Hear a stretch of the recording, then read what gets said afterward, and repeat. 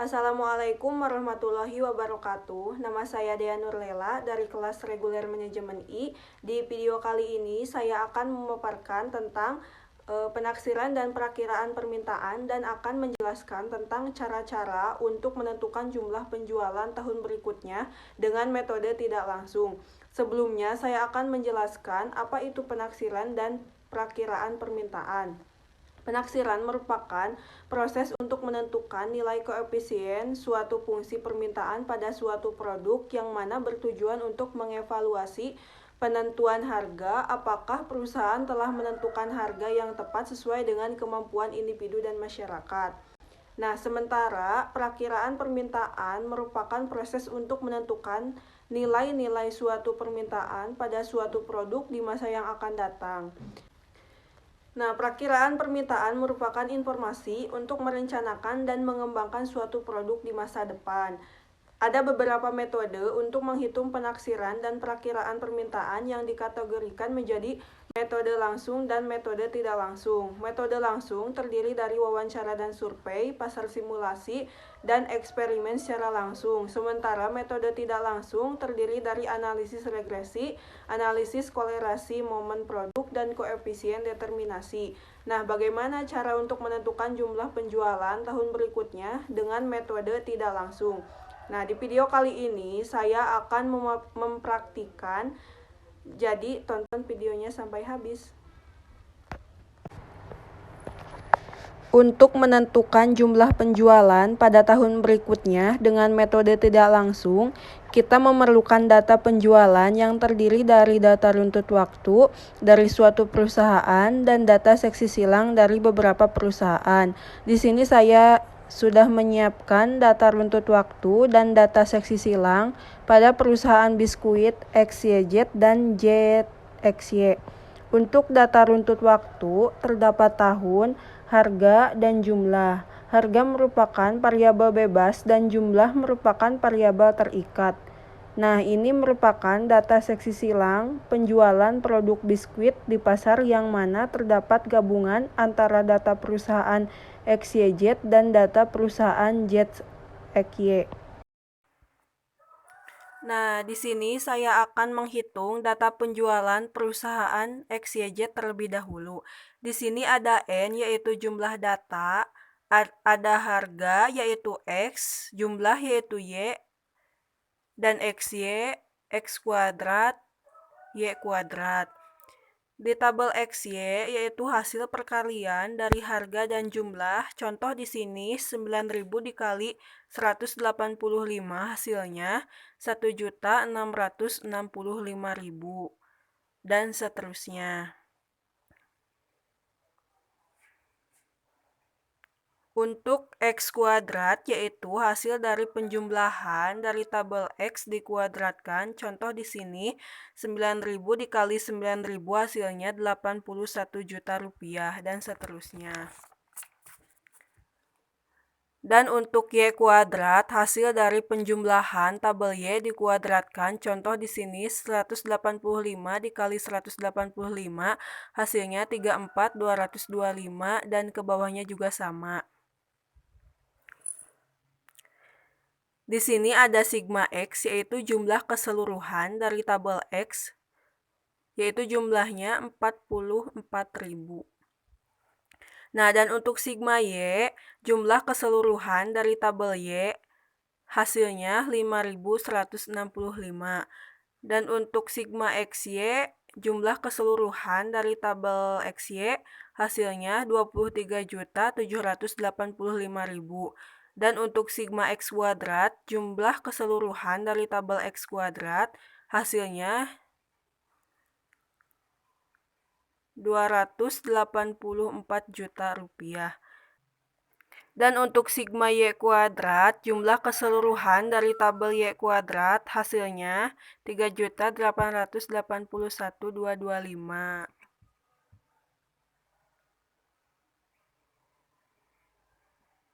Nah, langsung saja di sini kita menghitung analisis regresi. Nah, analisis regresi dapat dinyatakan sebagai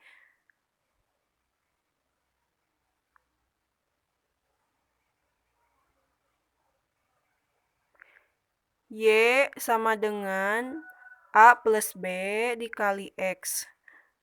Nah, di sini kita akan mencari nilai A dan B. Pertama-tama kita akan mencari nilai B terlebih dahulu. Dengan rumus B sama dengan N dikali sigma XY dikurangi dengan sigma X dikali sigma Y.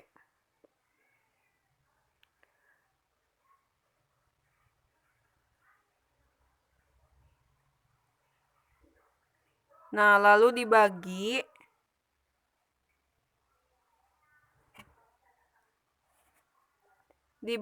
dengan N dikali sigma X kuadrat dikurangi sigma X dikuadratkan. Nah, lalu kita masukkan angka-angka yang telah kita hitung di tabel tadi sesuai dengan rumus yang ada. Nah, untuk N yaitu 8 dikali sigma XY. Sigma XY yaitu 23.785.000. Kita masukkan.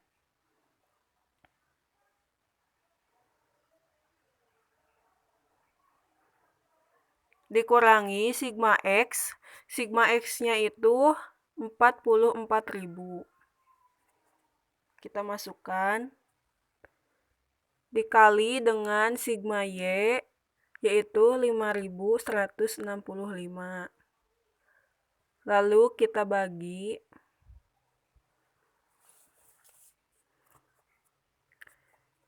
N-nya itu 8 dikali sigma X kuadrat yaitu 284 juta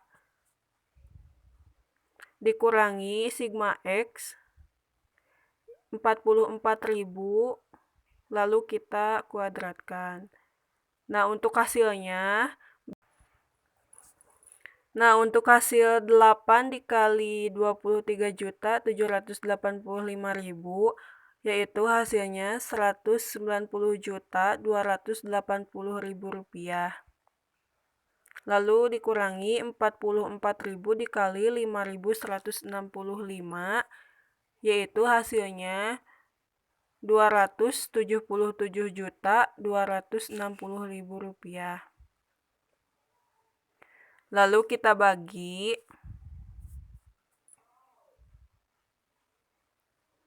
Delapan dikali 284 juta yaitu hasilnya 2.272 juta rupiah. Lalu dikurangi 44.000 dikuadratkan hasilnya 1.936 juta.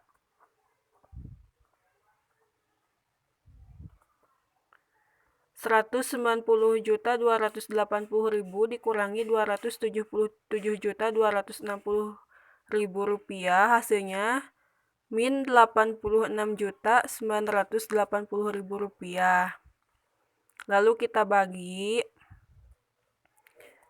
hasil pengurangan dari 2.272 juta dikurangi 1.936 juta hasilnya 336 juta.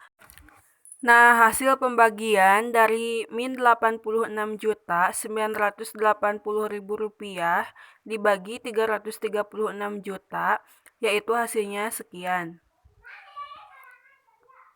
Nah, dan jika dibulatkan hasilnya akan min 0,259.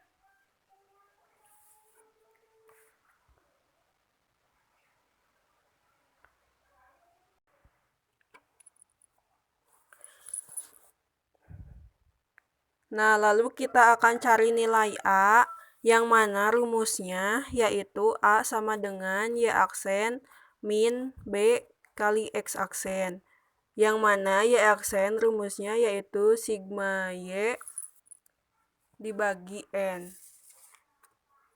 Sigma Y yaitu 5.185 dibagi N. N-nya itu 8.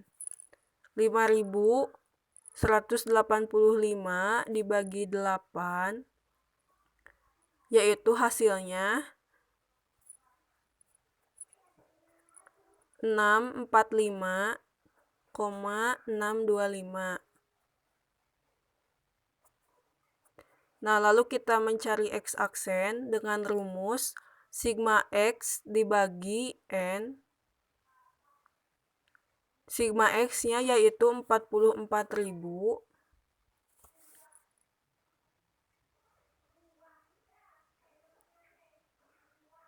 dibagi 8, hasilnya 5.500. Nah, langsung saja kita masukkan untuk A sama dengan hasil dari Y aksen yaitu 645,625 dikurangi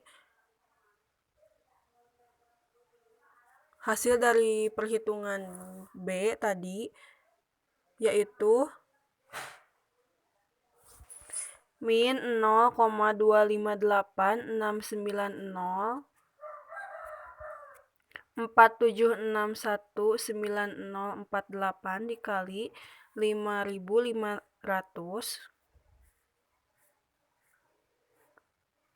5.500-nya itu hasil dari X aksen. Nah, untuk A 645,625 dikalikan yaitu hasilnya jadi min 1,2,3,7,9,1,904,764.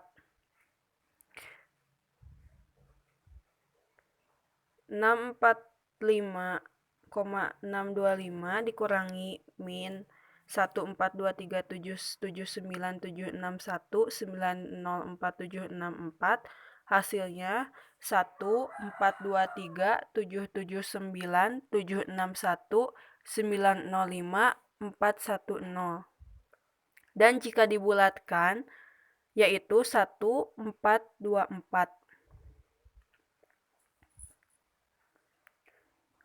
Nah, kesimpulannya, berdasarkan pada perhitungan di atas, maka dapat diketahui fungsi permintaannya adalah Y sama dengan 1424 min 0,259X atau Q sama dengan 424 min 0,259P.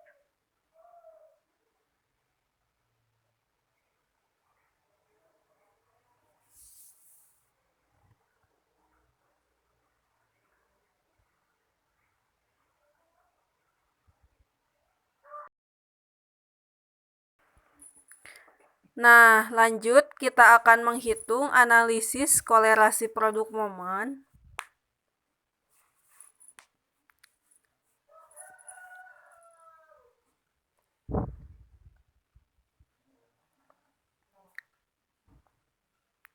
Yang mana rumusnya yaitu RXY sama dengan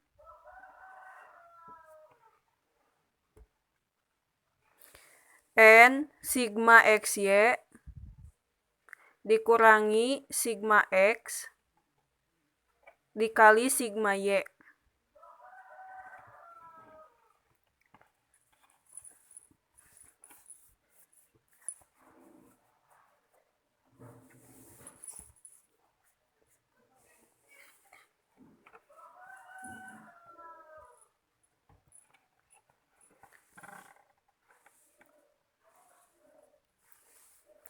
Per akar dari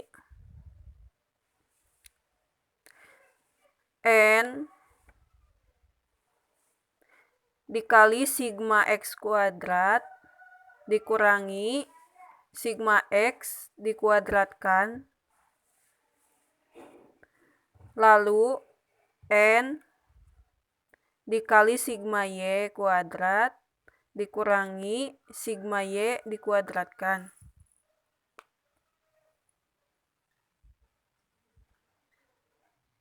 Nah, untuk N-nya itu 8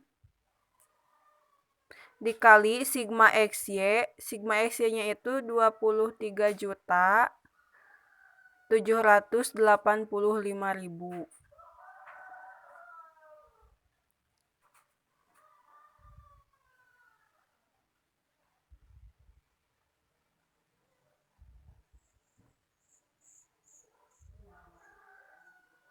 Lalu dikurangi sigma X yaitu 44.000 dikali sigma Y yaitu 5.165 per akar dari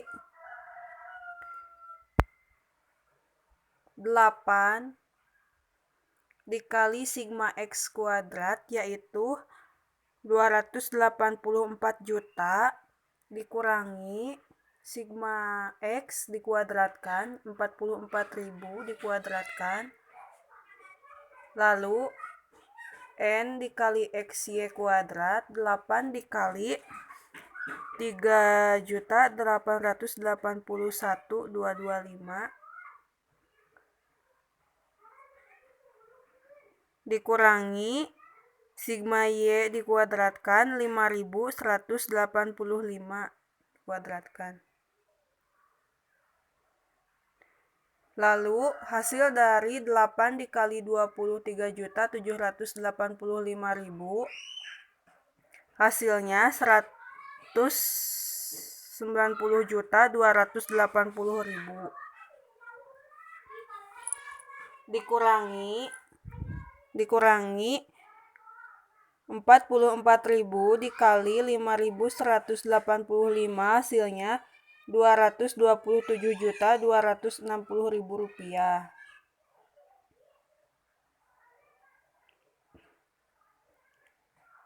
Per akar dari 8 dikali 284 juta rupiah dikurangi 44.000 dikuadratkan yaitu hasilnya 336 juta rupiah. Dan hasil dari 8 dikali 3.881.225 dikurangi 5.185 dikuadratkan yaitu hasilnya 4.372.575. Nah, pengurangan dari 190.280.000 rupiah dikurangi 227.260.000 rupiah hasilnya min 36.980.000 rupiah dibagi akar dari 336 juta rupiah dikali 4.372.575 yaitu hasilnya 1.469.185.200.000.000 rupiah. Min 36.980.000 rupiah dibagi akar dari 1.469.185.200.000.000 yaitu hasilnya 38.329.951,73 sama dengan hasil dari pembagian min 36.980.000 rupiah dibagi 38.329.951,73 yaitu hasilnya min 0,965. Nah, jadi kesimpulan berdasarkan perhitungan di atas didapat nilai kolerasi tinggi yaitu min 0,965. Kolerasi negatif artinya kedua variabel memiliki kolerasi berlawanan dan kolerasinya kuat. Selanjutnya, kita menghitung koefisiensi determinasi.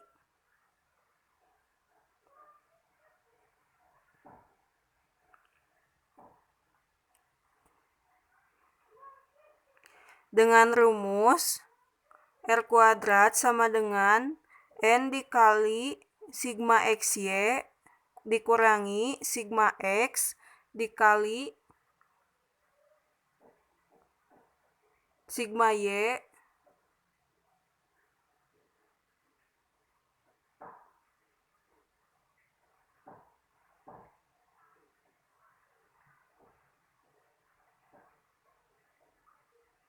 per akar dari N dikali sigma X kuadrat dikurangi sigma X dikuadratkan, lalu N dikali sigma Y kuadrat dikurangi sigma Y dikuadratkan.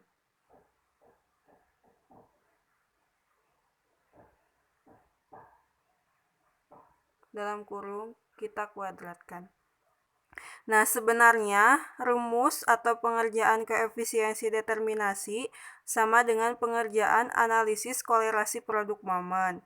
Namun bedanya untuk koefisiensi determinasi, hasil akhir dari pengerjaan analisis kolerasi produk momen dikuadratkan. Nah, maka kita tulis kembali saja nilai-nilai sesuai rumus yang tadi sudah dikerjakan di analisis kolerasi produk momen.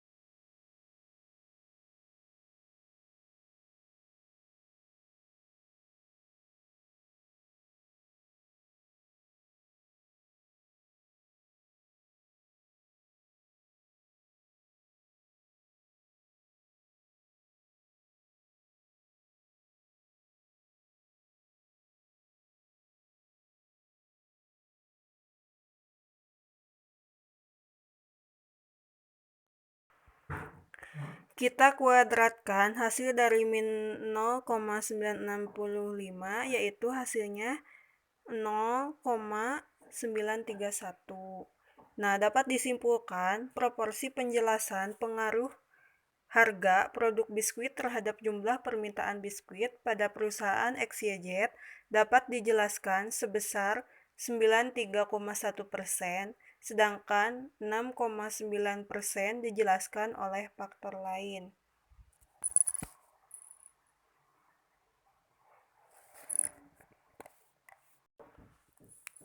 Selanjutnya, ke perhitungan perusahaan ZXY penjualan produk biskuit. Nah, dikarenakan perhitungannya sama seperti yang saya sudah jelaskan tadi, di sini saya sudah mengerjakan semuanya, jadi saya akan membahasnya saja. Nah, sebelumnya kita akan menghitung terlebih dahulu XY, X kuadrat, dan Y kuadrat, lalu kita jumlahkan. Nah, lalu kita akan mencari nilai A dan nilai B. Untuk mencari B, nah di sini sudah ada hasil perhitungannya, yaitu min 0,115 dibulatkan. Lalu nilai A yang sudah dicari hasilnya 1309 dibulatkan. Jadi, dapat disimpulkan berdasarkan pada perhitungan di atas, maka dapat diketahui fungsi permintaannya adalah Y sama dengan 1309 min 0,115X atau Q sama dengan 1309 min 0,115P. Nah, selanjutnya yaitu menghitung analisis kolerasi produk momen. Nah, di sini saya sudah menghitung dan mendapatkan hasil yaitu min 0,977 dan dapat disimpulkan berdasarkan perhitungan di atas didapat nilai kolerasi tinggi yaitu min 0,977 yang artinya kolerasi negatif yaitu kedua variabel memiliki kolerasi berlawanan dan kolerasinya kuat. Nah, untuk koefisiensi determinasi, pengerjaannya sama dengan kolerasi produk momen, tetapi hasil akhirnya kita kuadratkan dan mendapatkan hasil 0,954. Jadi, dapat disimpulkan proporsi penjelasan pengaruh harga produk biskuit terhadap jumlah permintaan biskuit pada perusahaan ZXY dapat dijelaskan sebesar 95,4%, sedangkan 4,6% dijelaskan oleh faktor lain. Nah, selanjutnya kita menghitung gabungan penjualan dari perusahaan XYZ dan perusahaan JXY. Pertama, kita menghitung XY, X kuadrat, dan Y kuadrat, lalu dijumlahkan. Nah, selanjutnya kita mencari nilai A dan nilai B. Untuk mencari nilai B, yaitu sudah saya mengerjakan dan mendapatkan hasil min 0,111 dibulatkan. Nah, selanjutnya kita mencari nilai A dengan rumus A sama dengan Y aksen min B kali X aksen. Nah, untuk hasil dari Y aksen itu mendapatkan hasil 632,1875 dan untuk hasil perhitungan X aksen yaitu 5750. Lalu untuk A mendapatkan hasil 1276, lalu dibulatkan. Nah, dapat disimpulkan berdasarkan pada perhitungan di atas, maka dapat diketahui fungsi permintaannya adalah Y, variabel Y sama dengan 1276 min 0,11 X atau variabel X sama dengan 1276 min 0,111P. Yang selanjutnya yaitu menghitung analisis kolerasi produk momen.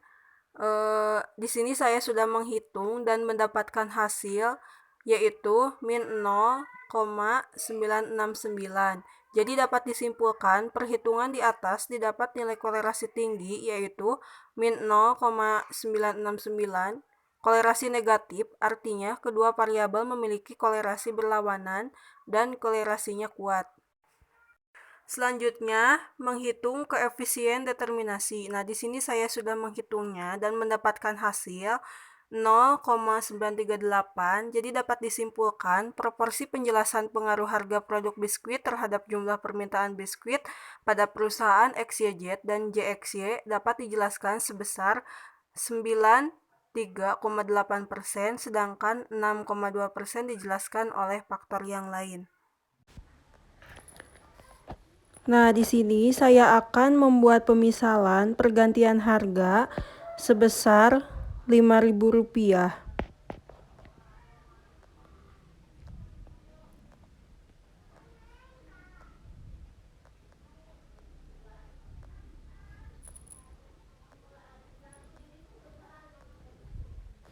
Yang pertama, jumlah permintaan pada perusahaan XYZ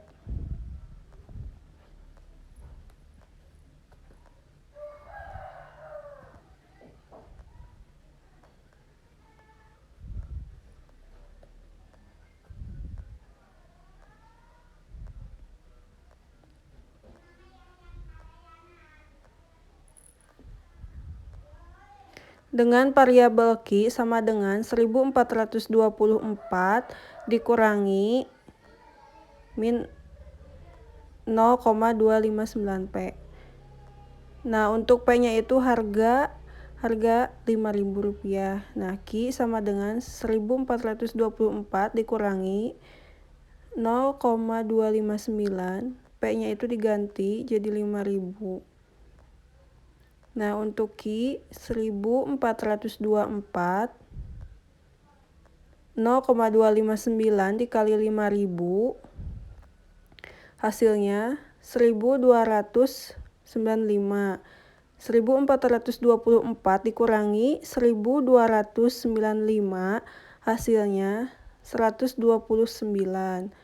Nah, jadi untuk jumlah permintaan pada perusahaan XYZ, jika harga berubah sebesar 5.000, yaitu Q-nya 129.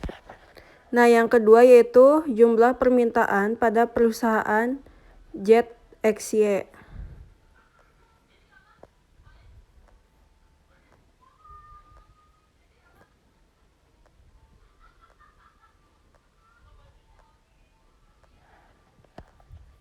Dengan Q sama dengan 1.309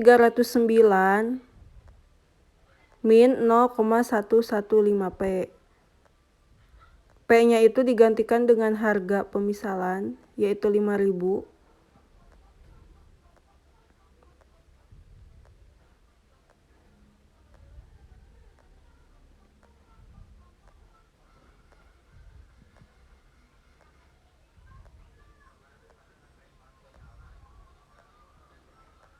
Nah, jadi 1.309 dikurangi 575 hasilnya 734.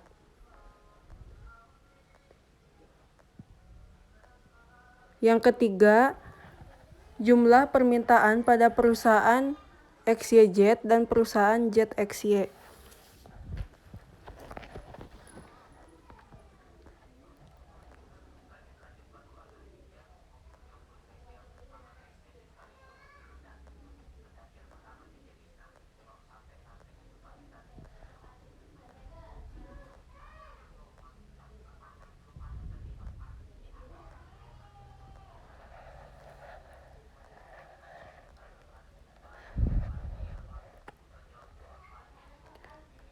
Atau Q sama dengan 1.276 dikurangi 0,111 P. Dengan Q sama dengan 1.276 dikurangi 0,111. P-nya itu digantikan dengan 5.000. Q sama dengan 1.276 dikurangi hasil dari perkalian 0,111 dikali 5.000 hasilnya 555 dengan hasil Q 721. Nah, untuk jumlah permintaan pada perusahaan XYZ dan perusahaan ZXY, jika harga berubah sebesar 5.000, maka Q-nya yaitu 721. Sekian pemaparan dari saya mengenai penaksiran dan perakiraan permintaan dan cara untuk menentukan jumlah penjualan tahun berikutnya dengan metode tidak langsung. Mohon maaf apabila banyak kekurangan dan kesalahan. Terima kasih. Wassalamualaikum warahmatullahi wabarakatuh.